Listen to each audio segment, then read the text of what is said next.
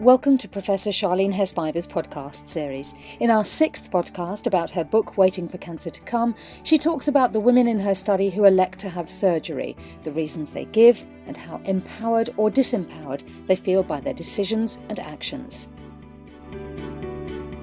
Almost 80% elect surgery, and some do it very quickly, some wait a while. They're usually in their 40s, they're married, they have children. Most often, they come from families with a very, very high history of cancer.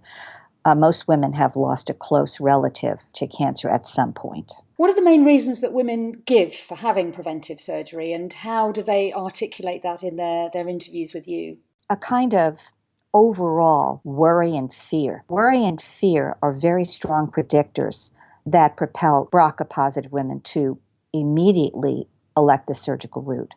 Some medical professionals may position being BRCA positive as needing surgery right away. There is this overwhelming, if you're not armed with this knowledge and you don't do something about it, well, it's your problem. Having this test means for many women, you're going to do something about it. For lots of women that look at surgery, surveillance simply isn't enough. There's a feeling often that circulates around BRCA-positive women's experiences that says, if you wait too long, you're really playing a game of Russian roulette. If you know you're BRCA-positive and you start surveillance and you play that waiting game, you're never going to know when the gun will fire and you'll be diagnosed with cancer. And we know that even in my study, it does happen. They wait too long, say these women. So that's not going to me. I'm armed with knowledge. I have to do something about it. And again, the genetic testing industry says its biggest draw is knowledge is power. Once you know, you can take care of that mutation, eradicate, stop cancer in its tracks. And you owe it to your family. Your mother didn't have the information, she died. And very often, women will get these tests or get surgery on their mother's birthday, the day that their mother had died. They honor their mother by getting the surgery or getting the test on their birthday. Again, family plays a role. Women whose mothers had died tend to have surgery in my study, 100%. And so they don't want to be ambushed by their bad gene. And how do they view the surgery when it comes to what they think or what they believe it will achieve for them?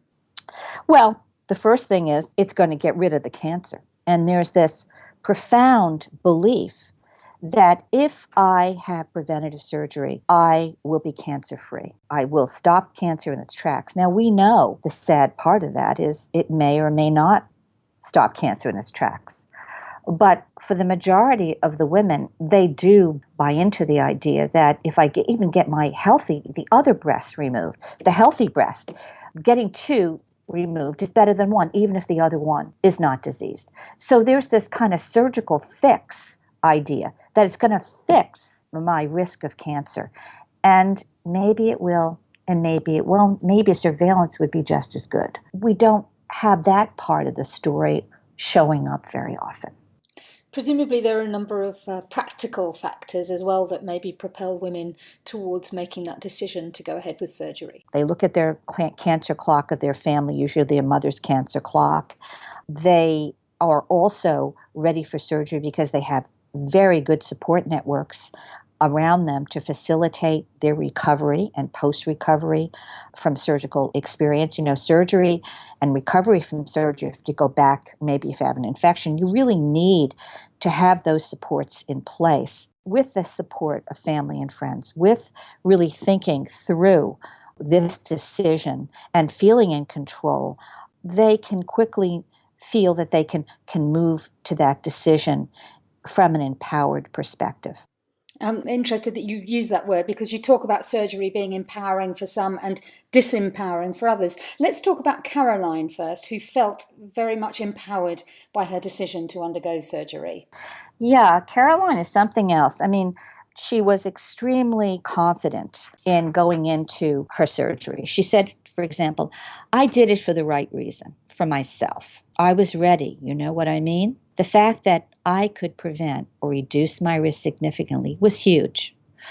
I don't know why people have such bad experiences. I don't know if it's because they weren't ready, maybe their doctors weren't right for them. I'm not sure. I was ready because, she says, I knew what I was going to do, and I knew it was going to be good for me. And in the end, I had no negative feelings about it. Carolyn's 39. She's married, she has children. And you can see from this voice, she's pretty empowered. And I love when she said, I did it for the right reasons. She even had an oophorectomy after that. There were several months later. And I think running around in her story is this belief in the power of preventative surgery. This power of the surgical fix, it's like a totem for her. It carries her through some very, very difficult surgeries. What about those women like Liz, who had an altogether different experience and felt completely disempowered? Liz's mother died of breast cancer. She wanted a surveillance at 29. She chose to have the BRCA test as soon as her physician recommended it to her.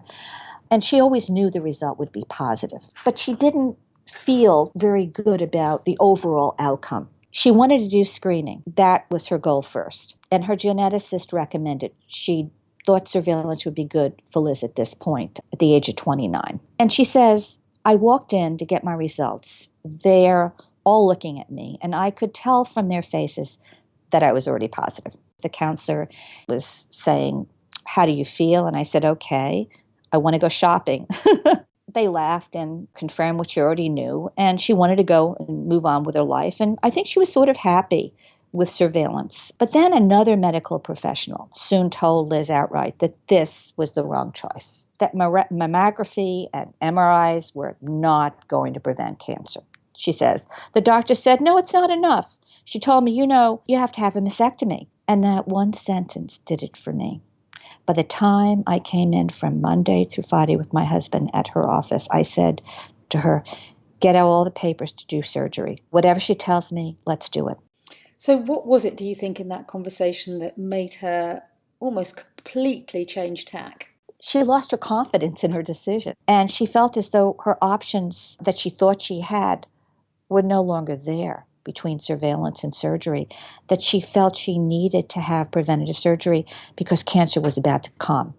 She did not like the advice that second doctor gave her, but that made her feel she had no choice and no alternatives. She said, I had no information. I went in blind.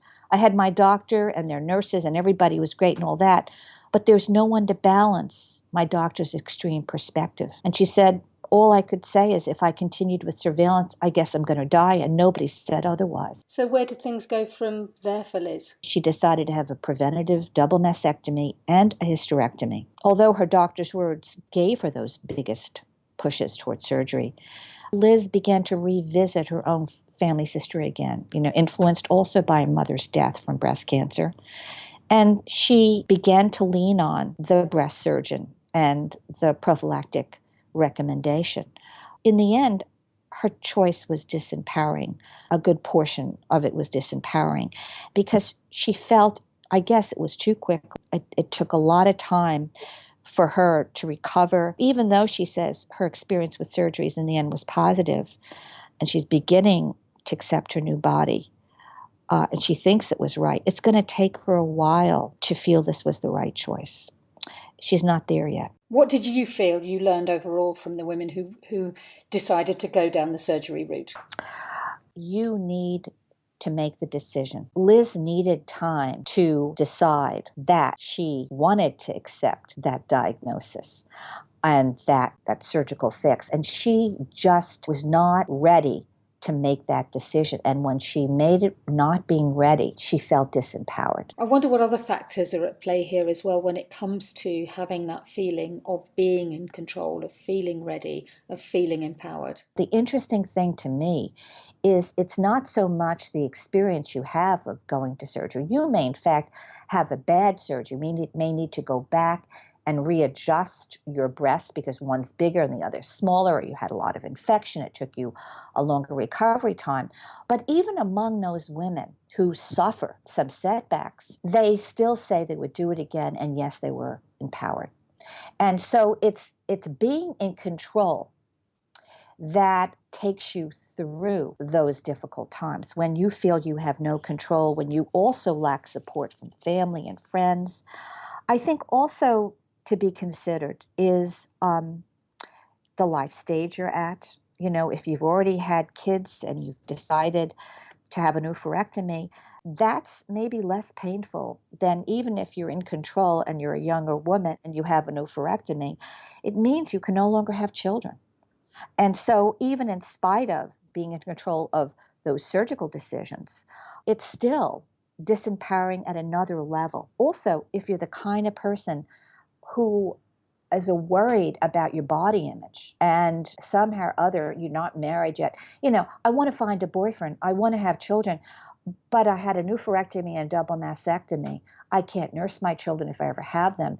And as one woman said, what am I going to tell my boyfriend when he feels my breasts and they're hard and cold? I mean, so, you have another set of issues that you have to deal with around empowerment. But that feeling of still the right decision is when you're in control.